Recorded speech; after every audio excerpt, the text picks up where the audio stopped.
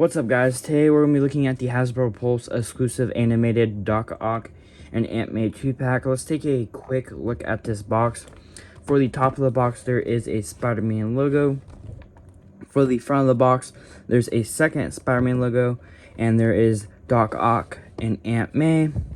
For the right side of the box, there is the VHS tapes 1 and 2, Doc Ock and Aunt May. There's a small picture of Doc Ock and Aunt May. For the back of the box, there's a 3D render of the figures. There's another Spider-Man logo. For the left side of the box, there is another Spider-Man logo and another picture of Doc Ock and Aunt May. Let's crack this thing open. For Doc Ock and Aunt May's accessories, Aunt May comes with a pair of fisted hands. They're itty bitty. Doc Ock also comes with a pair of fisted hands. And Doc Ock isn't Doc Ock without his tentacles. He comes with 2 closed tentacle things. And he comes with 2 open tentacle things.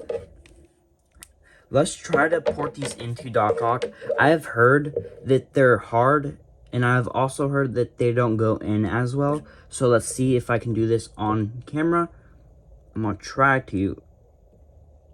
Okay, it's a little hard.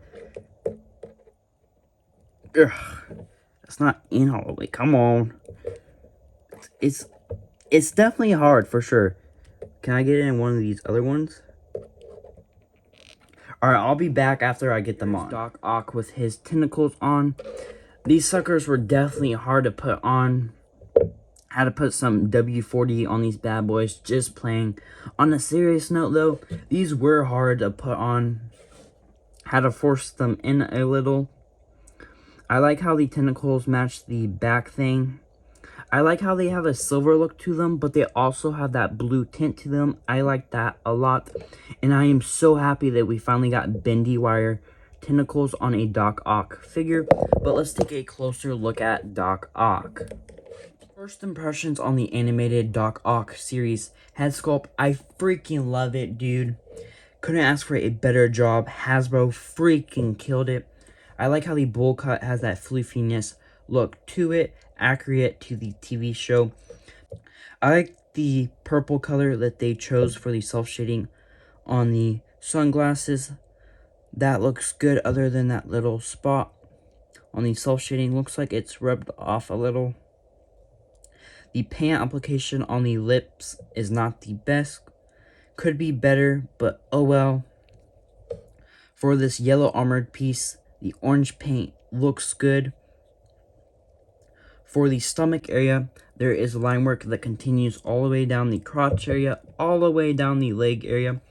For some weird reason, the knee area is a lighter green than the rest of the leg. For the right hand, that is reused from the What If series Red Skull figure. Some reason they gave the left hand a vertical hinge, and they gave Doc Ock a weapon holding hand. If you have the Walmart exclusive Lizard figure, you can steal the science bottles from him and give them to Doc Ock. Then Doc Ock can hold the science bottles. The orange paint on the boots look good. There's some more line work happening. I wish they would have painted the joint orange to match the orange part of the boot. For the gauntlets, the orange paint on the gauntlets look good, other than on this right gauntlet. There's some orange paint slightly coming onto the yellow area. For the back of Doc Ock, there's some more line work on his butt and his belt area. For the thing where the tentacles port in, there's a lot of marbling happening, but the silver looks good.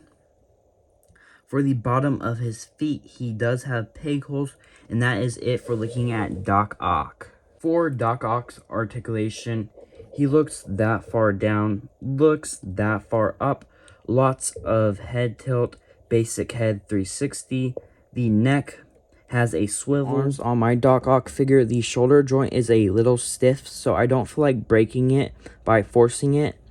but mine does go that far out. For the bicep, he has bicep swivel. For the elbows, he has double jointed elbows.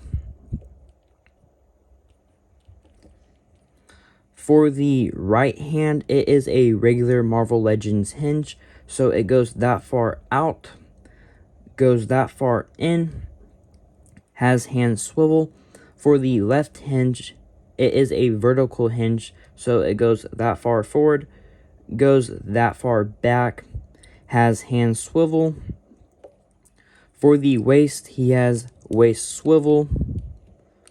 It tilts that far to the right, tilts that far to the left, tilts that far back, tilts that far forward. For the legs, he can do a good split. He kicks that far forward, kicks that far back. He has waist swivel. He has double jointed knees.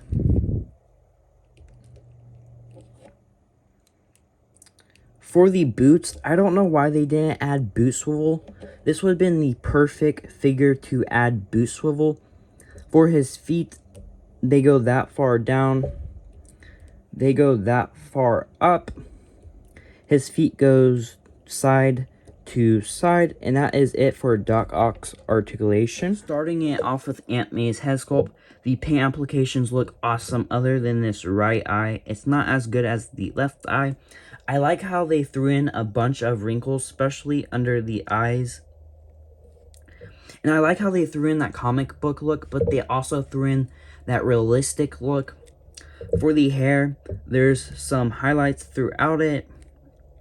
For her blazer, there is her little button. There's some wrinkles on the front of the blazer, a bunch of wrinkles on the sleeve of the blazer.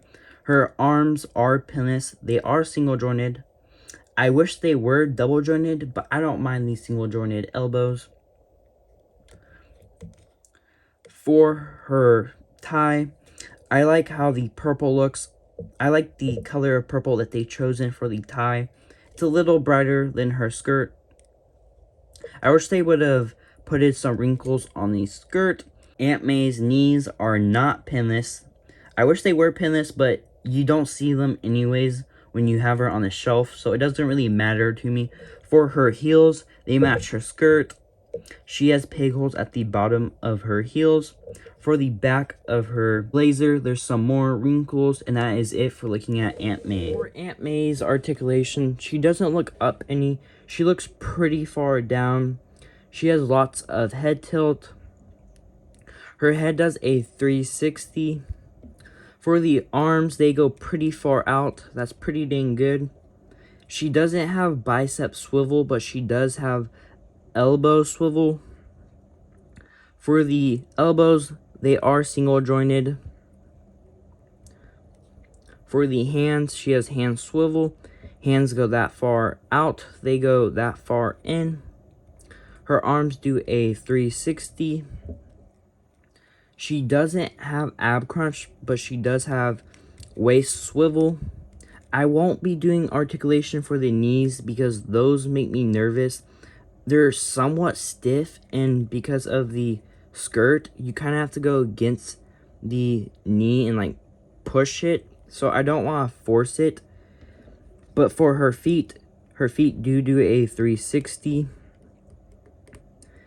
Her feet go that far up. They go that far down, and that is it for her articulation. Here is the other animated Carnage and Symbiote Spider-Man 2-pack next to the Doc Ock and Aunt May animated 2-pack. Alright guys, that's going to be it for this review today. I would appreciate it if you guys hit the big red thumbs up button. Comment down below what figures you guys would want me to review next. And also, comment down below what do you guys think about this Hasbro Pulse exclusive Doc Ock and Aunt May 2-pack. Let me know down in the comment section. But stay tuned for the next review.